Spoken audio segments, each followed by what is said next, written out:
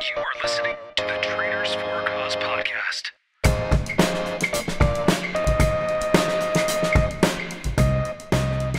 Hey folks, welcome back to the Traders4ACause podcast.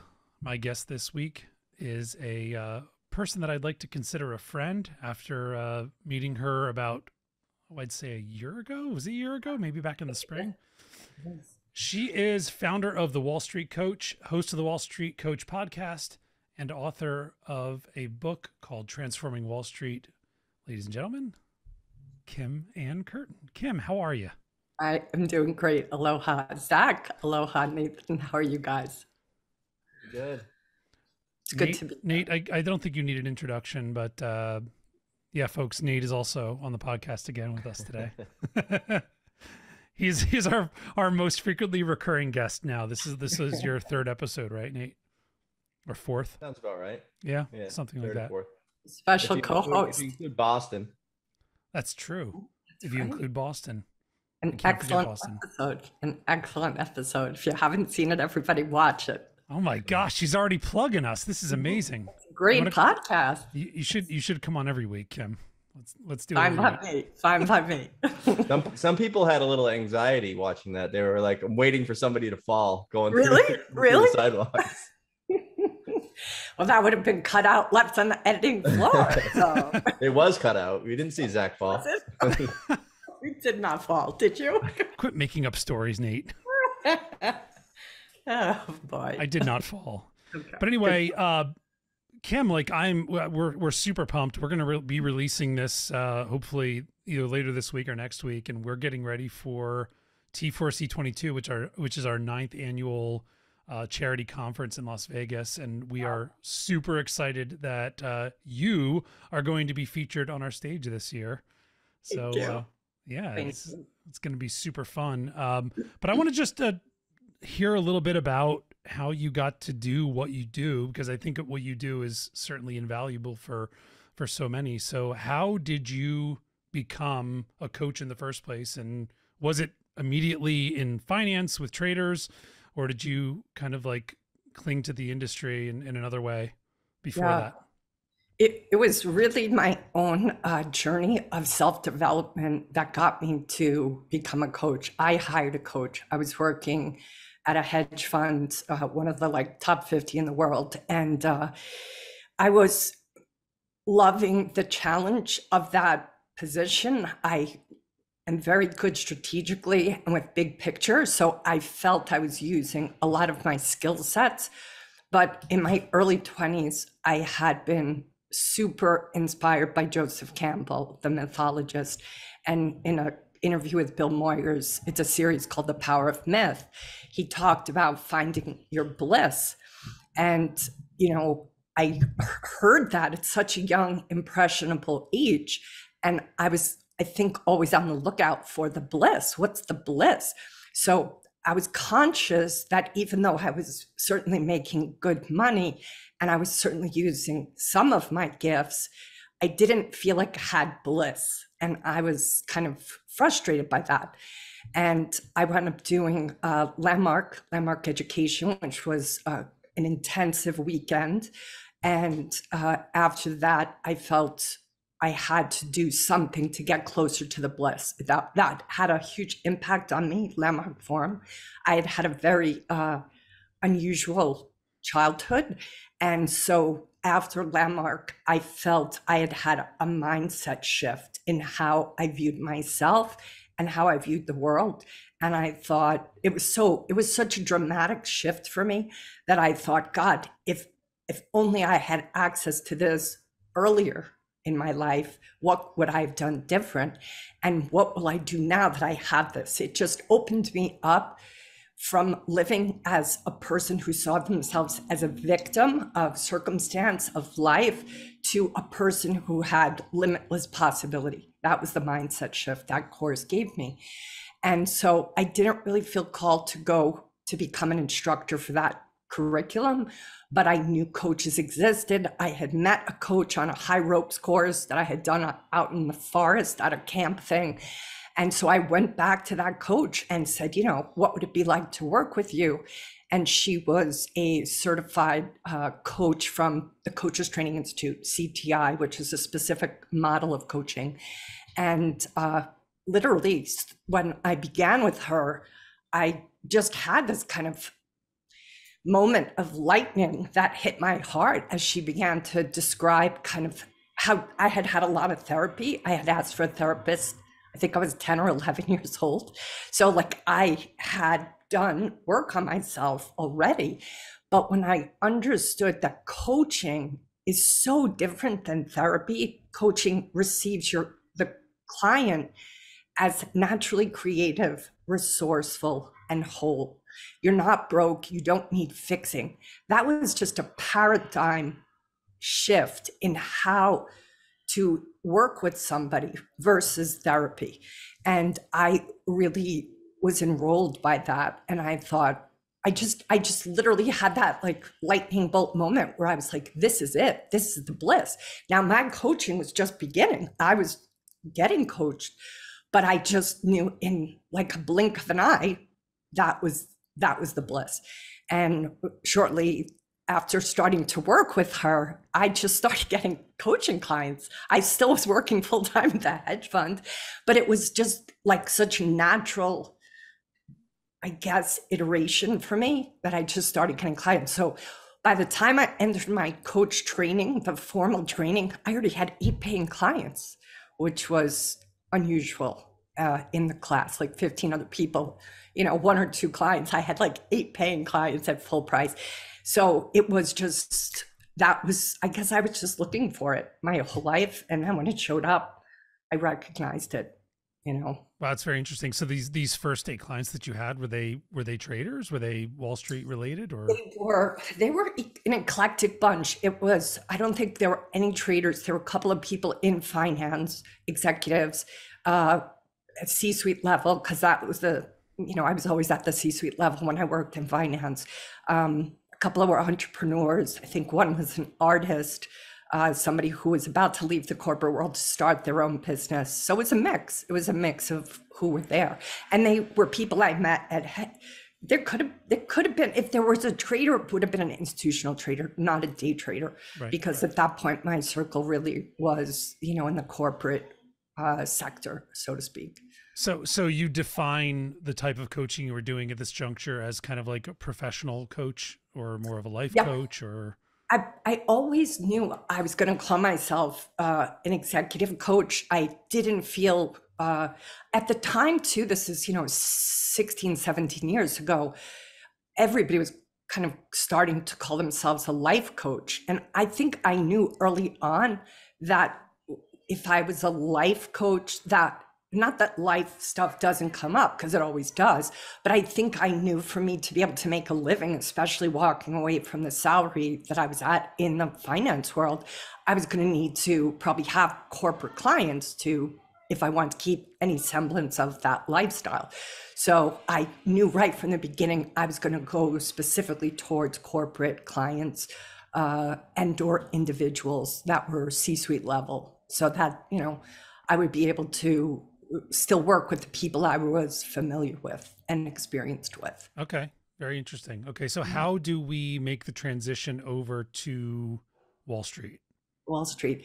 Well, I think because Wall Street is so big, it was part of what I lived for 10 years, having worked in that industry for so long. But I don't think, when you're an entrepreneur, at least for me as a coach, I just wanted to coach everybody and anybody. And of course, Seth Godin and all the brilliant entrepreneur, wisdom keepers tell you have to niche. But I was like, I'll be different. I don't have to niche. And of course, I was incorrect. So I started in 2006, a year and a half before the '08 crisis began. And, like I said, I walked away from a very generous salary. And I was like, oh boy, I have a situation, because all 3 months, 5 months before October 7th, business started to decline. So I was like, oh, I think I have a situation. And then I had a really good friend who said, do you guys, I don't know if you guys were paying attention to this at the time, but there was something happening called the Free Hugs movement. This was a guy named One Man who started it in Australia, and he was just walking around major cities, and it became viral, so to speak, back then, before viral was probably even a word. But people were doing a free hugs movement. I was doing one in New York City the Sunday after Thanksgiving. So me, and I did it by myself initially, but then other people started to join. We just held a sign, free hugs. And it just was a way of connecting with people. So I had already done that for a couple of years. And I was, bitching to her girlfriends on a car ride back from someplace about no business. And she's like, that free hugs movement you were involved in. She's like, what if you did free coaching? And I was like, what? She was like, it's kind of crazy, right? I was like, it's insane. But that's kind of interesting. And then I thought, well, where would I do it? And of course, this was, September or so, August, September. I thought, geez, Wall Street's tough on a good day. Right now, they must not be in good shape. So I was like, well, and I was also starting to look for temp work, like back in the corporate world, because I had to bring some money in. So I just happened to sit outside the stock exchange on a bench on October 7th. And that was the day the market went up falling, 500, 600 points. And within, I just went back at lunchtime.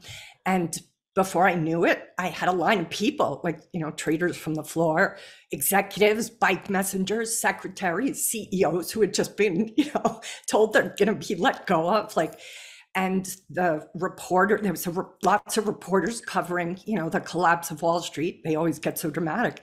And this reporter came up to me, he saw the line of people. He was like, what are you doing? I was like, I'm coaching people. He's like, right here on the bench? I was like, yeah, in 15-minute increments. And he was like, I have to talk to you. I was like, well, okay, but you have to get online because these people have been waiting. So he did wind up talking to me, and he did a story. Chris Taylor is his name, and he called me the Wall Street coach. And I was like, wait a minute, that is a really good name. So I went to GoDaddy.com, and for $8.25, I bought the Wall Street coach. And now, of course, I have it trademarked. So that's how it all began. Wow. So what on earth happened in the 15 years since then? How have you expanded the business? I mean, well, after that, I was also, because I did it for 1 year. I coached almost weekly for 1 year. Mm-hmm. And after that year, the Occupy Wall Street movement was beginning, and they were obviously very upset with Wall Street getting bailouts, and were, upset over what had happened. But because I had spent that year in that neighborhood on the bench, I just thought, let me understand this movement. Let me talk to them, let me walk through it. So I did that. And what I gathered from quite young people, for the most part, they were misunderstanding what capitalism was. They thought that what they were seeing, what we had all just seen, was capitalism. And I was like, no, see, selling crap to your clients is not capitalism. That's called corruption. That's called, being fraudulent. And so I just could tell after that movement and during it, there was all these people who were, look, there's issues on Wall Street that need to be addressed, but I also felt they were misunderstanding. So I also thought we needed to hear solutions from people in finance who were operating from integrity. So I kind of kept saying, to different colleagues and friends who were, in finance, look, why don't we have the good guys talk about what changes need to happen, how you can stay true to your integrity, even when large sums of money are at stake. Why doesn't the news report on those people? Why don't they talk to them? And, nobody took me up on the suggestion. So at some point, I just really felt called to find them. And so I interviewed what I now called the Wall Street 50, 50 men and women who had succeeded in finance with integrity, among them a number of very famous people, and among them also not famous people, because I thought, it's going to be easy for someone to say, like Jim Rogers is one of the 50.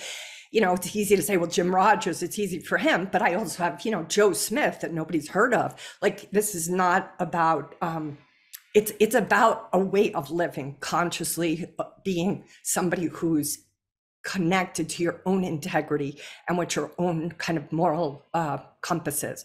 And so that book, in a sense, changed the trajectory in a lot of ways of my life, because it was also, not politically correct, so to speak, at the time. I know we were talking about that a few minutes ago, but one of my dear friends, Tal Raz, he's probably the best writer I know. He's been the co-author of a bunch of bestsellers.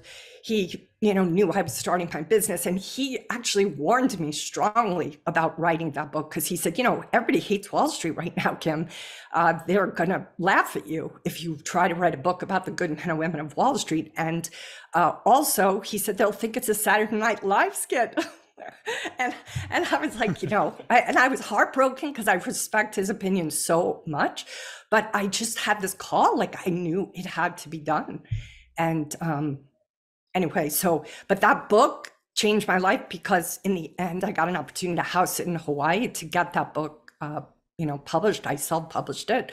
And, now I live in Hawaii all these years later. So. And I'm very jealous about that. Yeah.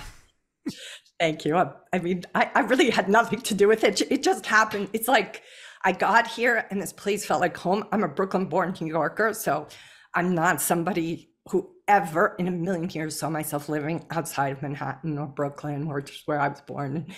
But, what is that John Lennon quote, right? Life happens when you're busy making other plans. So. Wonderful.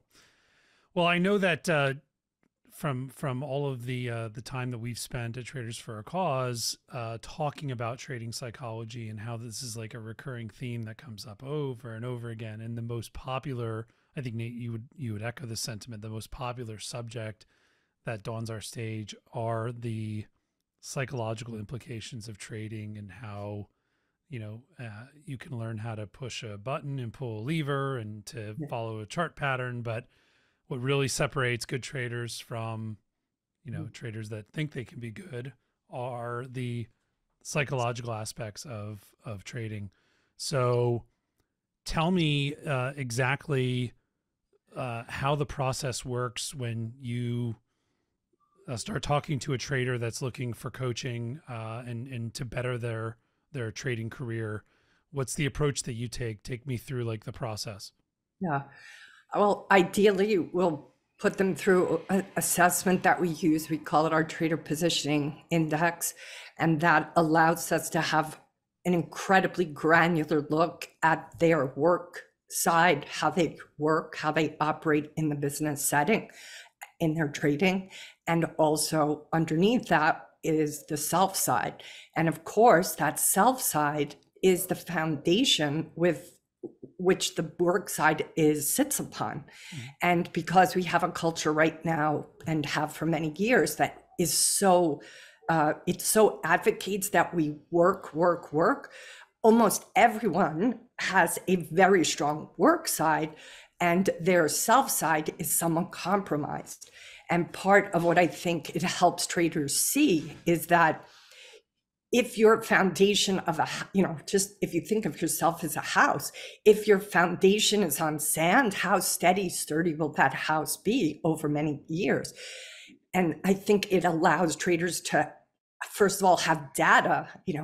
I know coaching is perceived, especially for traders, anybody who's in a left brain focused business, as, it's woo woo, or it's, like too ephemeral and too kind of like feelings based and emotional. But part of why I love this assessment is this is data. This is showing you exactly how and where you might not be taking good care of your own needs, which in the end is going to compromise your ability to work as effectively as a trader that you need to have, just like sleep can hinder. They say now that sometimes driving while sleep deprived is more dangerous than driving drunk because your faculties are all impacted. So that is usually the first assessment I'll do with the client that'll come into the work.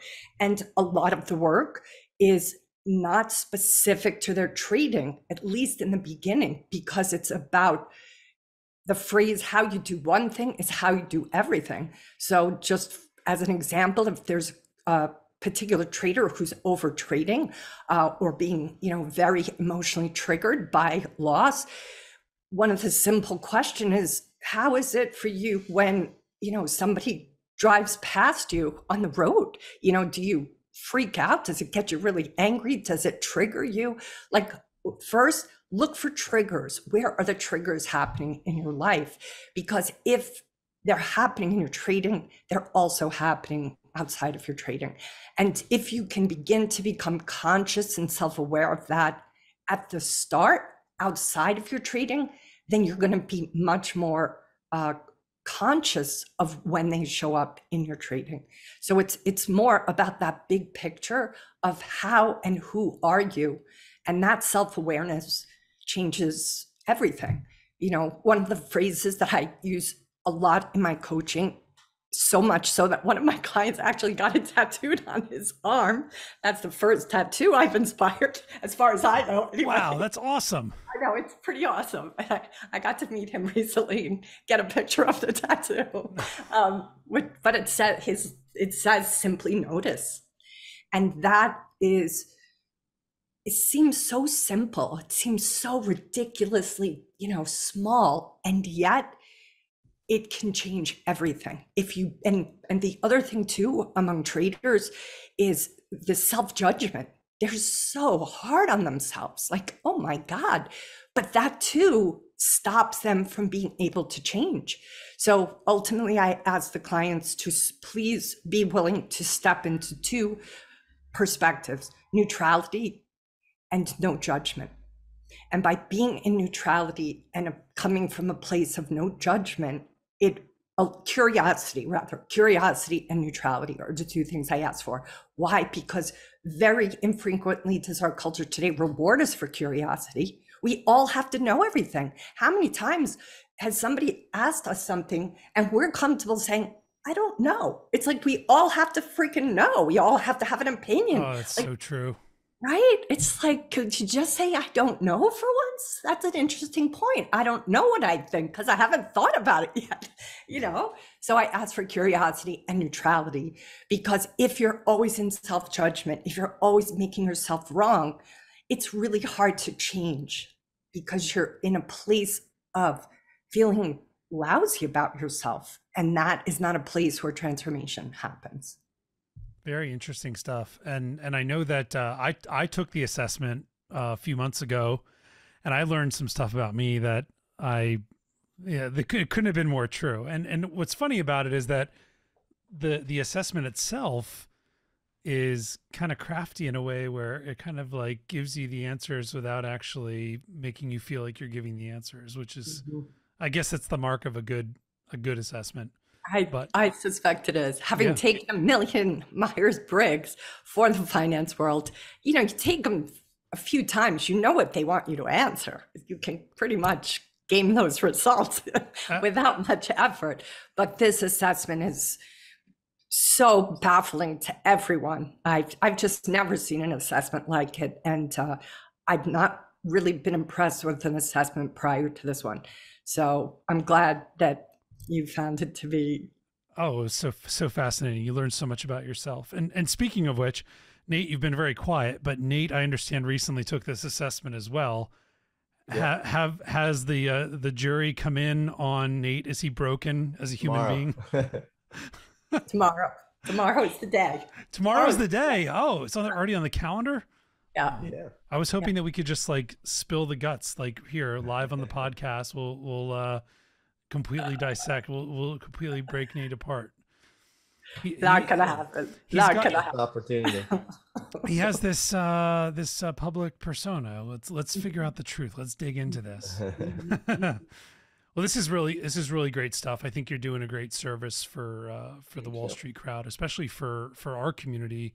I think it's really interesting to have a focus, and I know a lot of clients that are in the independent space, and I think they really benefit from this. I mean, like there are certainly corporations that have structures like this, but similar to the way Traders for a Cause caters to the independent stock trader from a charity perspective, it seems like the service that you're offering and what you're doing could be really beneficial on the psychological side of trading. So I just see them as true entrepreneurs, day traders. They're true entrepreneurs. And having been one now for 15 plus years, I have a soft spot for entrepreneurship because it's freaking hard. I want to say another word, but I'm trying to be polite. But it's hard. It's hard.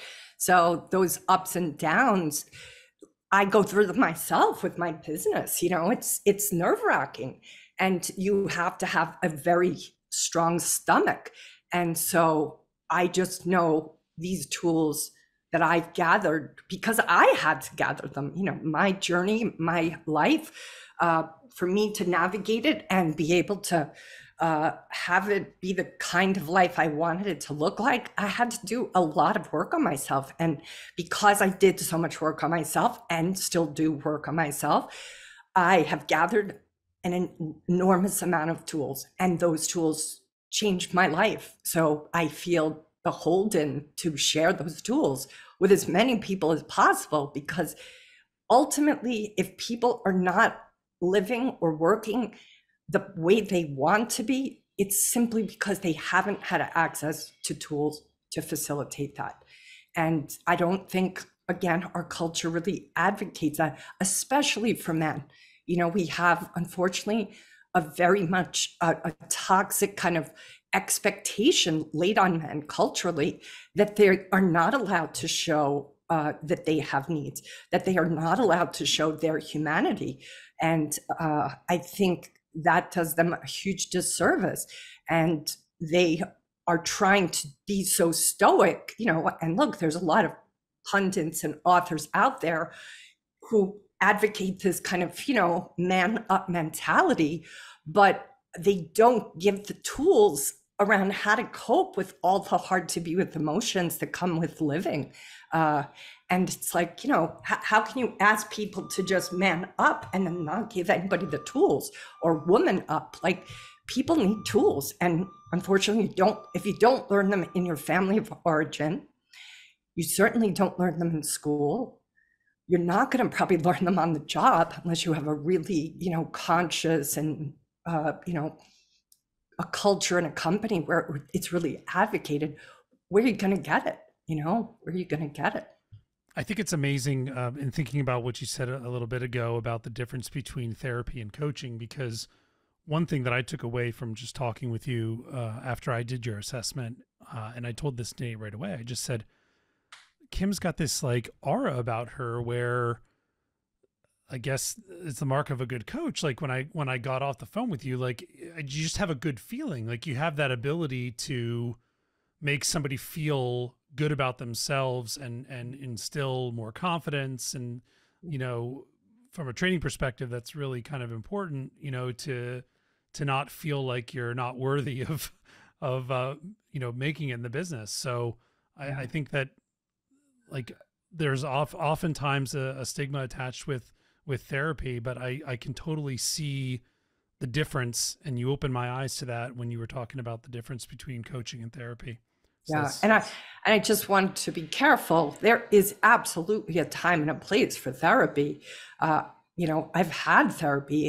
It can be profound, but there also, at least from my journey, was a place where I began to experience coaching as an up leveling that I was ready to step into. And one of the teachers that's truly inspired me is a man named Marshall Rosenberg. And he's you made me tear up with the kind words, because that's what I do this for. Like to know that somebody walks away from a conversation with me, maybe feeling better about themselves, like how could there be anything more important in this life than that? Like, that's what it's all about. And unfortunately, the majority of people don't have that experience about themselves. And that is part of why we have so much pain in this world. It's because people are walking around basically feeling like a drowning man all the time with a baby being thrown on them, as that metaphor was at the beginning. Right? And so, like, you want people to be kind to you. Well, you have to be able to realize that it's possible nobody's been kind to them. How can they give what they don't have? So that's why Rosenberg's work was so profound for me. He really taught me that this concept of empathy, and that is, you know, in my book, one of the things I did with those 50 is I weaved their stories throughout what I call my 5 practices. And those 5 practices are the practice that changed my life and are the practices that inform my coaching. And one of those practices is called self and other empathy. And that is learning how to practice self-empathy, which eventually in turn allows you to practice empathy with other people. And that is a game-changing paradigm shift for me, certainly, and for most of the people that I've worked with. And Rosenberg came, you know, his creation of NVC, the abbreviation for nonviolent communication, came out of his dissatisfaction with the therapeutic world. He was actually like in year 7 of his 8 years of a doctorate to become a psychiatrist, psychologist, and he walked away from it all because he felt the energy of the stigma of making that they somehow, you know, were broken, and that he was the expert, and that paradigm just really rubbed him the wrong way. And he felt called to kind of create this other paradigm, which I've been a student of, continue to be a student of for probably over 25 years. That one tool, of all the tools I've experienced, is probably the most game-changing tool I've, you know, encountered. Yeah, I feel like boiling it down, when I think about it, we always have a conversation or an interaction with another human, and we walk away and we're constantly thinking, like, what did I do wrong? Like, what could I have done better? How could I have communicated differently? I feel like after talking with you, I walked away feeling like this is validation of things that I'm actually doing right. Yeah. And it's such a different way of looking at it if you view it through that lens. And it's almost like it perpetuates improvement regardless. It's just putting a positive spin on improvement instead of, you know, oh, you idiot! What could you have done differently? Why did you say that, you dumbass? You know. Exactly. But that voice that calls us a dumbass, and we all have those voices. You know, we have a busload of them, for God's sake. But that is that inner saboteur. That is that inner gremlin that is telling us. You know, it uses words like you should have, would have, could have. Those are the 3 favorite words of that inner saboteur. And the, you know, craftiness of this inner gremlin is that it will tell us without it, we would be nothing. And so that also keeps its job, because it convinces us that we're not actually competent without it. And that, thanks to the work of Rick Carson, his amazing book is called Taming Your Gremlin. And it teaches you very simple techniques that help you get out of your own way. But again, like, on one hand, I don't even like to make that wrong, the gremlin wrong, because like, it saved our ass. It's why we're at the top of the food chain. Like, if it wasn't for that kind of negative slant, we wouldn't be here as a culture, like mankind. We would have been, you know, extinct. However, that was then. You know, we don't have saber-toothed tigers chasing us on the Serengeti now. Now we are being chased by, you know, a loss or whatever our interpretation is that day. But the physiology of our body is going to respond and react, not respond. And part of practicing self-empathy, or recognizing that internal voice that is demeaning us, is the beginning of us getting unhooked from it. So it's not like it ever goes away, but at least we become conscious of it. And that and Rick Carson's great metaphor is it's always going to be on the bus with us, but it doesn't get to drive the bus. And if your gremlin is driving the bus and you're having a tendency to speak really badly to yourself, that is going to cost you. It's like a big hole in your gas tank that's leaking out all of your nourishment, all of your oxygen. And that is ultimately a big part of what happens in coaching, is just the identification of that, so that that gremlin does, because it's like, would you let a 10-year-old drive a freaking bus? No. But yet that gremlin is driving a lot of trading accounts, a lot of relationships, a lot of choices we make unconsciously. So it's all about consciousness. Are you living consciously or unconsciously? Don't judge it. Don't make yourself wrong for it, but start to get curious. What happens if I just bring a little bit more self-awareness into my day, into my trading? What changes? Talk to me a little bit. Let's talk about traders in general. Like, when a trader comes to you and is interested in finding out whether the coaching process is appropriate for them, tell me a little bit about the profile of this typical individual. Like, are they struggling and looking to improve? Do they feel like they're broken? Are they already arrived but looking to just continually improve? What's your typical client that would approach you? They do come in all sizes and shapes, so to speak, but I do think what the common denominators are probably a more experienced trader who has mastered a certain level of success. And maybe they thought as long as they got that, they didn't have to worry about the emotional intelligence side. And now there is a tendency of them bumping into the awareness that maybe that emotional side of me does matter. So I think they're probably at the beginning, it's probably been in the background, but they maybe didn't take it seriously, or just thought, I just have to master all of these technical aspects first. And I think the ones who are probably the ones who are going to go to the distance realize, oh, this emotional side of me does have to be addressed. I do have to take a look at that. So I would say the qualities are curiosity. They have a tendency to be really curious. I've also been very impressed just in the last couple of years at the youth that's coming to coaching.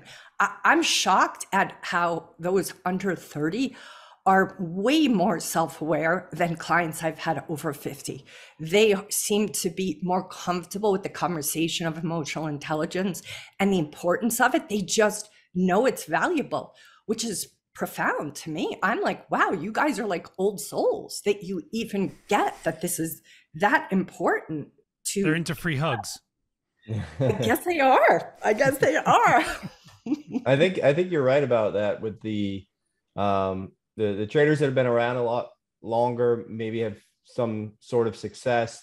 At some point, they start to kind of question or reevaluate where they're at. And it's like, yeah, why am I either not happy? Why am I feeling this way? How could I do better? How could I do that? I think it does come with a certain degree of success that you start to look back at all those things. I had a lot of friends after like 2020, including myself, with that year where everybody was just so confused and unsure. Like, I had the best year ever, but like, why am I not feeling a certain way? Why do I still feel this way? And it was a very confusing time for a lot of people, which you would expect it to be different.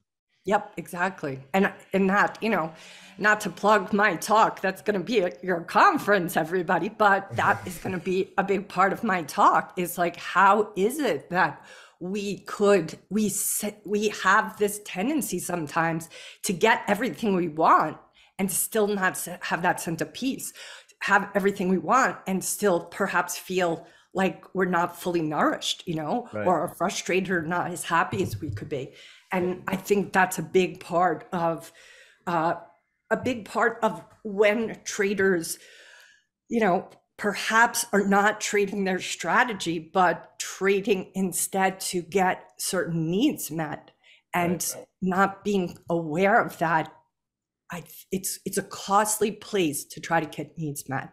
Yeah, the thing about trading is if you're alone the entire time, that's it, you're alone. But when you open yourself up, then you start to have all these other things like, oh, well, you know, he made a lot more than me. I could have done this and could have done that. And so as you start to put yourself out there, or you join communities, you know, all that, you start to have all these outside influences that you have to, need the tools to, you know, kind of cope and understand how to just kind of lead your own path and not worry about that. Exactly. And I'm gonna give a great little phrase that was taught to me by Raphael Kushner: compare equals despair. Yeah. Oh, interesting. It's never going to go well when you're just comparing yourself. And it's so easy to do in this industry of all industries. Oh, yeah. That's all these guys do. Are you kidding me? It's all about the comparing. That's what I always say. Somebody's always going to make more. Just deal with it. And it is what it is. Exactly. But it's part of that culture. And that's, you know, it's in, and I think finance, for the good or the bad, that is part of the culture, right? It's all about the measuring. But that's why, you know, I advocate to everybody that comes into coaching, you have to design your own ruler. Because if you use somebody else's ruler on your life and your trading account, it's never going to measure the way yours is. And that's why it's important to know who you are and what is important to you. Is it time with your family? Is it time to meet your kid after school? Is it to have the ability to support a family member who needs extra help? Like, everybody has their collection of variables. What are yours? It could be because you want to get the Lambo or the Rolex. Like, there's nothing wrong with that. It's just, is that what makes you really happy? Not Joe Smith, who you're comparing yourself to. What do you find is most typical in the traders that you talk to? Because I mean, like you talk to a ton of them. What are they after? What is the sense of fulfillment what is the carrot at the end of the stick? I think for many, initially, they don't have their needs defined. They have their wants defined. So wants are not the same. And that's a big part of what that talk will be for the Traders for a Cause conference, for the traders I speak to. If you only know what your wants are, but you don't know what the needs underneath them that are driving them, then you can get and secure all your wants and still be unhappy, still be unsatisfied. So everybody's different, but one of the things that is also given to somebody in coaching is something called the universal needs list. Most people don't even know what their basic needs are. I'll share quickly one of my needs, non-negotiable needs, is freedom. And no surprise, I'm an entrepreneur, but I remember talking to a friend once who, you know, had seen me for 10 years, have my own business, and she had worked in the corporate world forever. And she was like, I think I'm going to be an entrepreneur. And I was like, you have a non-negotiable need for security. Let's think about how often that's going to get met as an entrepreneur. Probably not that often. Now, because we had that conversation, she was able to see, oh yeah, that's right. I have to have security. Like, I like security, but if you gave me a choice between freedom and security, I choose freedom, right? Not for her. Now, that's why it was important for her to understand that security meant that much to her. Probably for somebody, security, that means that much. That probably shouldn't go to trading either. But I think you have to get clear on what your needs are so that you can build a life and or how you earn your living in a way that's in synchronicity with that. Very good. So talk to me about some great results that you've seen. Like, tell me about what you've seen traders, how they've benefited from the coaching and how you've seen them evolve through the coaching process.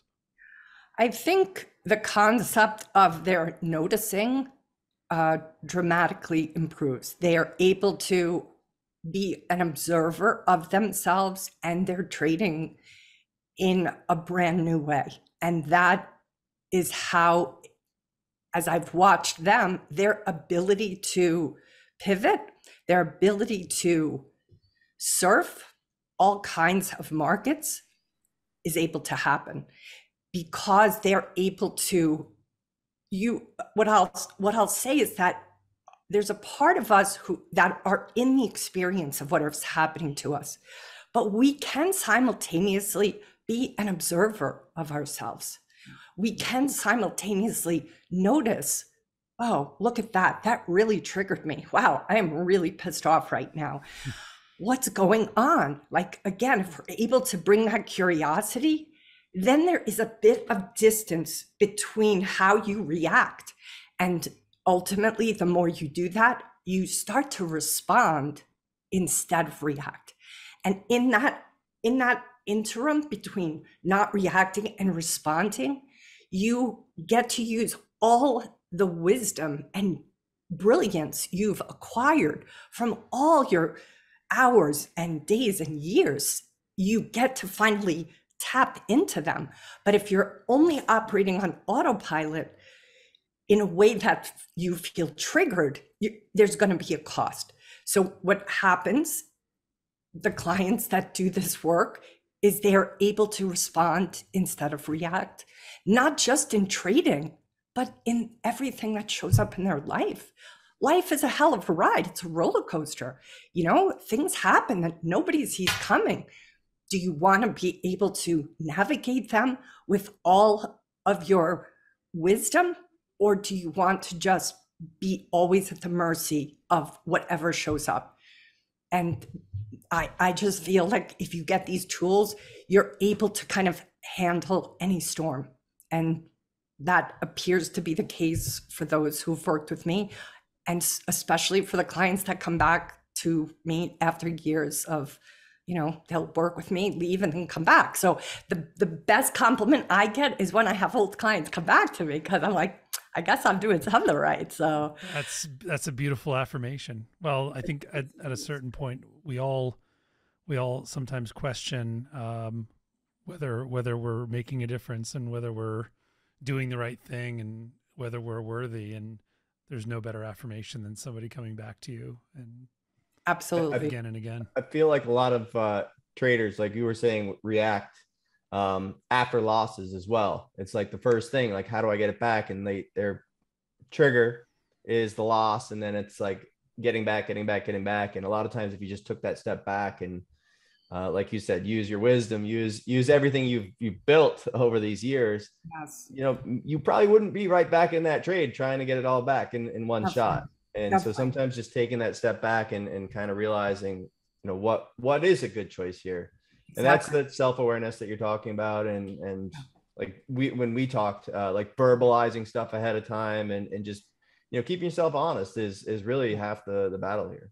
For sure. But I think some of the reason why that is difficult for traders and for anyone in this world is because mistakes, we've been taught to shame ourselves for mistakes.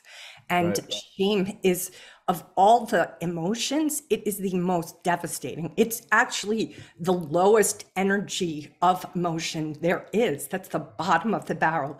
Shame is really, really hard to recover from. But yet the culture we live in is a culture of shaming, in all different ways.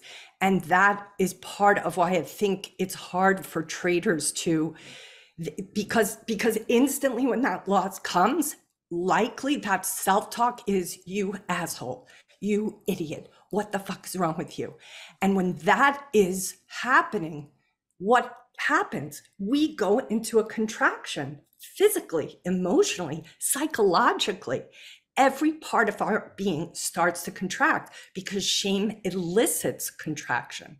So that's why I'm saying it's so important to find a way to unhook yourself from that kind of self-talk, because in shame, you will not be operating at your best. You want to stop and notice, okay, I'm going into that self-judgment. I'm going into that, start self-flagellating myself. That's not going to get me where I want to go. but that is part of this culture. And that's a lot of too, like I gave a homework assignment once to a trader. I did some free coaching on Twitter Space a couple of times. And one guy, I gave him a homework assignment that he was to fail outside of his trading 10 times that week. I said, I want you to fail in small ways, medium ways, big ways. And he was like, this is the hardest homework I've ever given. And I was like, see, you can't even fail at like forgetting to get the milk maybe for your girlfriend from the grocery store. How are you going to handle a loss in your trading account? Because to him, he can never fail. He's obviously coming from a place of perfectionism. But if you equate your worthiness with perfection, you are screwed. Because if you're a human being, which, you know, maybe there's a couple of aliens walking around, but if you're a human being, you're going to be fallible. You're going to make mistakes. But I don't know that most traders have ever really gotten comfortable with their humanity, with their fallibility. And if you don't, it's like baking at a high altitude, you have to adjust the recipe. You know, if you want to be a trader, you're working at a high altitude. You have to adjust the recipe. Right.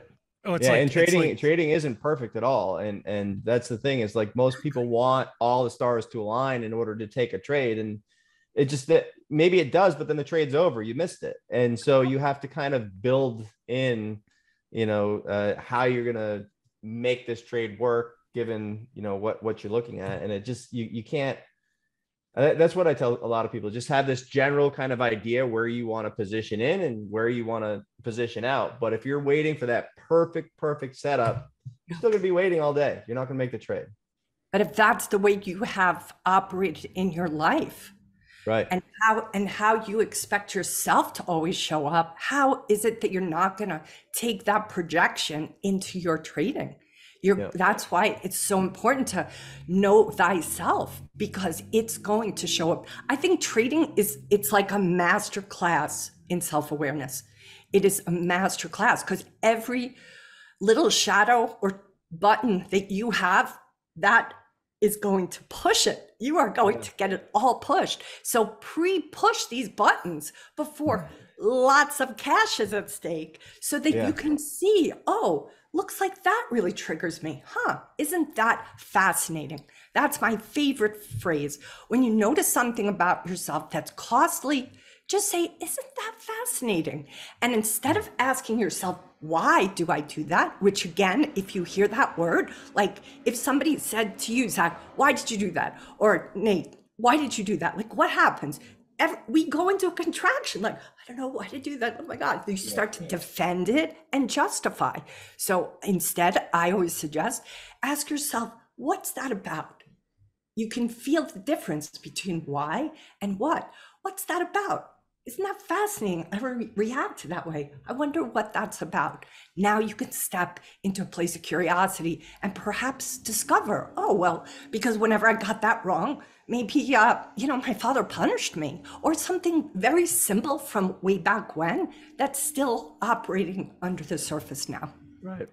Reminds me of, I think Dr. Steenbarger said it a few years ago at our conference, that you have a choice between letting your life define your trading or your trading define your life.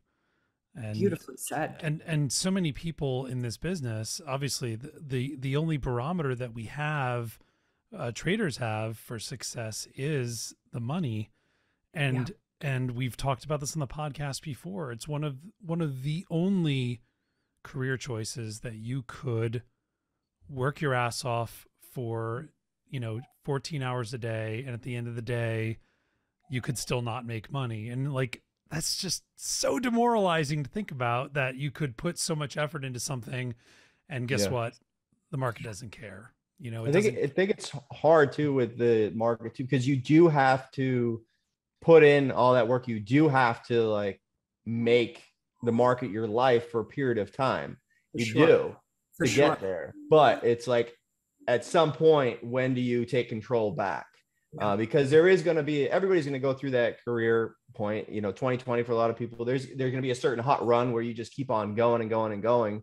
And that's going to define you. That's going to create you. That's going to, completely change your life forever. But if you don't take control of that, then you're just going to be, looking back in 20, 30, 40 years and wish you had.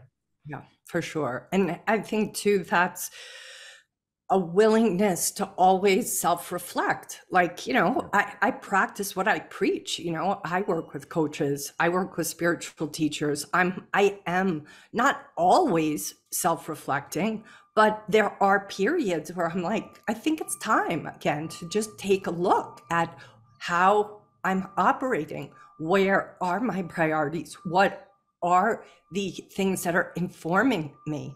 Are these still serving me? They maybe served me 5 years ago, 3 years ago, but what's different today? We're always changing, we're always evolving, and our values and our needs do shift.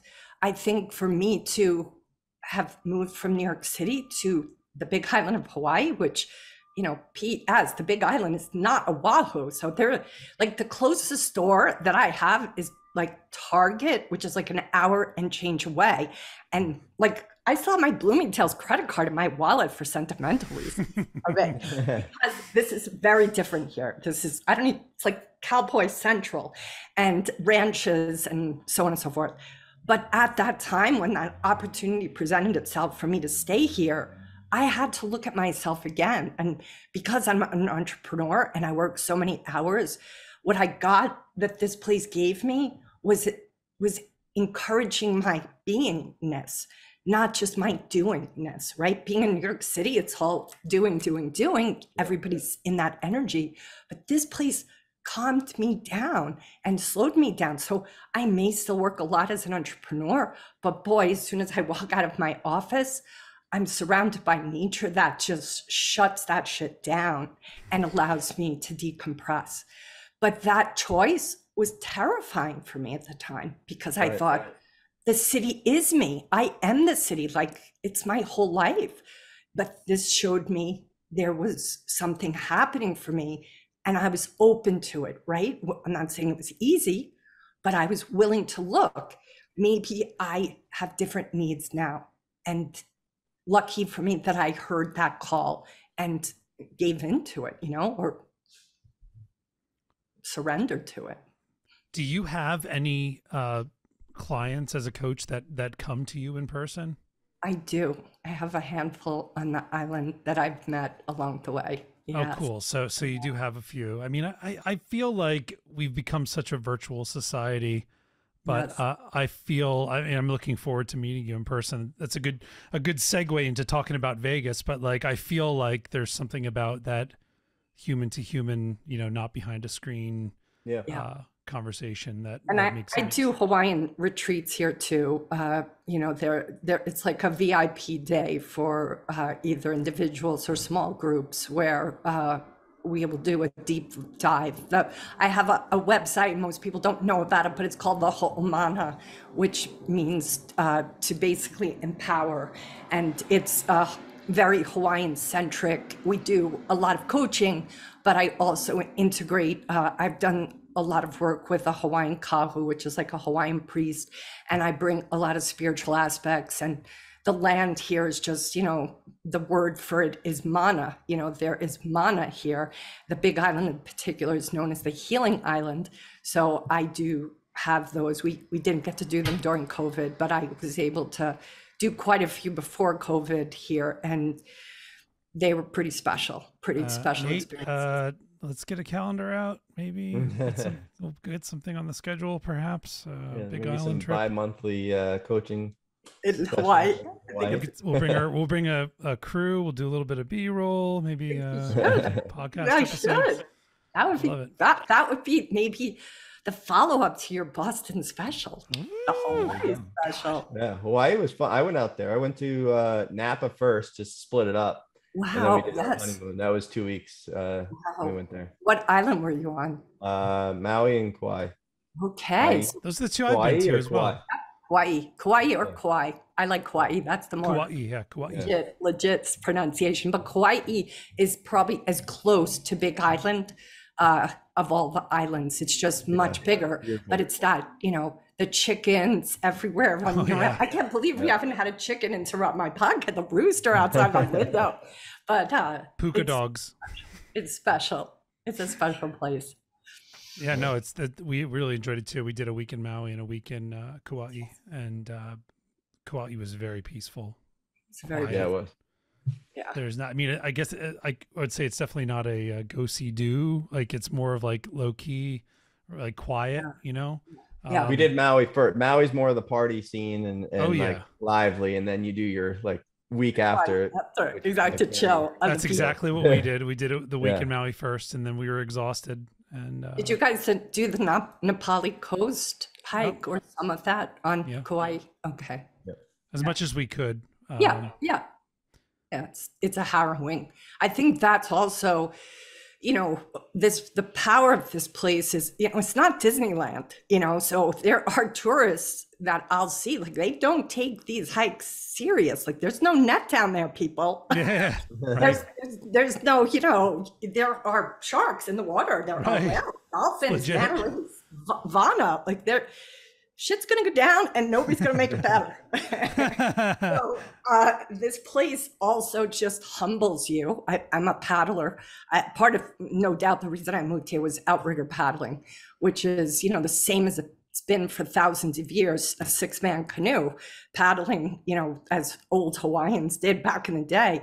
But being out on that ocean, literally at the level of the ocean and encountering these sea creatures, talk about being humbled. You just realize, you know, out on that ocean, just how small you really are. And in a way that allows you to see how magical this world is. Well, Nate and I have daughters and we've seen Moana, so we're fully familiar with paddling. Good job. You are familiar with, so then we'll take you guys paddling when you come for that little retreat. Oh, God. All right, we got to do it, Nate. Let's do it. All right. So let's talk Vegas. So you brushed a little bit upon what you're going to talk about, and I'm not going to make you take the cat out of the bag entirely, but what are we in store for? You're going to do a little bit of interactive material with us, right? Yeah, I'm not a fan of talking at people. I really like to talk with people. So my hope is that those who come to the talk will be willing to be interactive. I will talk about how the traders do on occasion try to get those needs met in their trading. So I will give them an introduction to what needs could be the ones they're seeking, and for them to then begin to identify how to get those needs met outside of their trading so that it doesn't wind up costing them while they trade. Brilliant. I think we're also going to auction off some coaching sessions with you. I do believe you will be. So that should be fun. That should be fun. So there'll be some great opportunities there. And Nate, I think we wanted to make an announcement on this podcast that if you guys aren't familiar, we sold out of our early bird tickets to the conference in a record like 3 hours this year, like in one day. And we put more tickets out than we ever have. So the demand has been unprecedented, but I think we're going to release another block. And I know people have been kind of waiting for us to do this, but I think we're going to release them to coincide with a premiere of this podcast. So whenever we do that, if you're listening to this now or watching this right now, you can go over and grab them. There's only gonna be a limited amount because our numbers just keep going up and up as we add sponsors and everything. We like to keep the event relatively intimate. People don't understand that. We always get the question like, why don't you just double the number of tickets that you're selling? And I think that it would lose some of its luster and some of its sanctity if we did that. You're able to actually have conversations with people rather than be like, all right, gotta go. Exactly.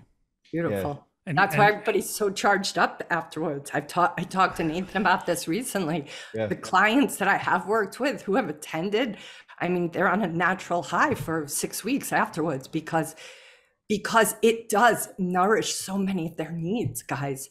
You guys are the need for community, the need for camaraderie, the need to feel like you're not alone or isolated. That's what you guys and that conference needs. That's why it sells out so fast.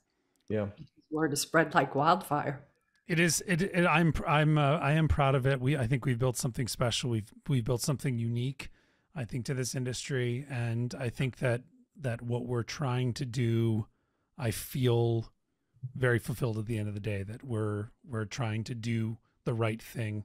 Yeah. I always say this, like in an industry that again is oftentimes rewarding making more money and greed and everything. I think it's just important for these guys to understand how much of an influence, how much of a difference they can make by giving back. And, absolutely. Because contribution is also a need. We all need to feel like we are a contribution to another person. And sometimes the contribution you can be is monetary. And sometimes the contribution you can be is to just be there for somebody.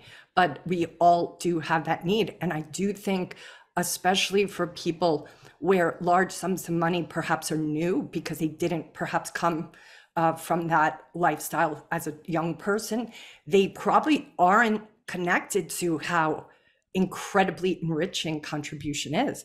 And you guys are introducing this concept to them. And that gives them the opportunity to really be deeply fulfilled in a way they may not have been exposed to previously. Nate, that was when we first started. And when I through all these and meeting Greg and seeing like, at the level that he was at and giving, and, I would always donate, but you don't realize how much more you can do and how much more it does for other people than it's going to do for you. So that was one of the biggest things. And I think that people take away is, I can do a lot more, and it does not change my lifestyle one bit. That's right. If anything, it enriches it because you realize you're making such a difference on other people for their journey. It feels better to give than to get. And people just lose sight of that. As a kid, you get gifts on Christmas and you're excited to get all this stuff. But at some point in the human condition, that changes, and I think it's a mindset though of scarcity, and that's that zero sum thinking. Like, if that person gets more, I have less. And, just with the journey I've had, I found the absolute opposite. The more I give, the more I get. Yeah. It's a paradigm that you have to step into. And Joe Campbell has a great quote that he says, sometimes you have to leap for the net to appear. And I think with being somebody who wants to be a contribution back, you do have to leap. You don't know for sure at the beginning if you've never done it before. But, once you do leap, so far so good. The net has always appeared for me. So, I think that's one of the good things about Vegas too, is I feel like, a lot of people that are going there, they're giving their time, and there's other people there that are going to give time to others. And you end up getting a lot out of that. You get the relationships, you get the networking and all of that stuff, but just being there, knowing, like seeing other people, that they are giving. So you're more willing to go that extra step. For sure. It opens your heart, this sounds maybe silly, but I remember my mother used to make me my peanut butter and jelly sandwiches, when I went to school, and I would try to make them sometimes, but they never tasted the same. And I would always say to her, like, what is it? It's a peanut butter and jelly. And she said, well, because I make your sandwich with love. Well, it's absolutely true that a sandwich is always better when it's made by someone you don't else. Make it. Yeah. It's always better. So with love. So when I used to get my sandwiches in New York, Au Bon Pan or wherever, I would say to the guy behind the counter, hey, make that with love. And it would startle him, and he would look up and he would have a big smile. And can I tell you how much better that sandwich, that tomato was always a little thicker, and the mozzarella. No stems. He did make it with love, and it was always the best sandwich. So you're getting hungry. That's what you guys do. You guys are doing what you're doing all with love, and that it's penetrating traders a lot of them who need it because they're not getting it maybe anywhere else. So Kim, I think that we need to do a deep dive on at some point in time, and maybe we can crack the code to unlock the cheat code to get traders to really open up and give back even more, because I feel like we're just scratching the surface of what these guys are capable of doing. It's a work in progress that we've been at for 9 years. So, well, we can hash it out over some Mai Tais and Vegas, Zach. Okay. Sounds like a plan to me. I have a couple of ideas. I do. All right. Nice. Cool. Well, I want to thank Kim for coming on the show. This has been lovely. Always great to chat with you. Thank you, Nate, for being here again for episode 4. I think for your 4th. Well, we'll figure it out. Yeah. In the meantime, head on over to T4AC22.givesmart.com, and there should be some tickets there available while they last. They won't be there long, I'm pretty confident, but we hope to see you guys in Vegas. In the meantime, trade, profit, and make a difference. And we'll see you next time. Thanks, guys. Thank you.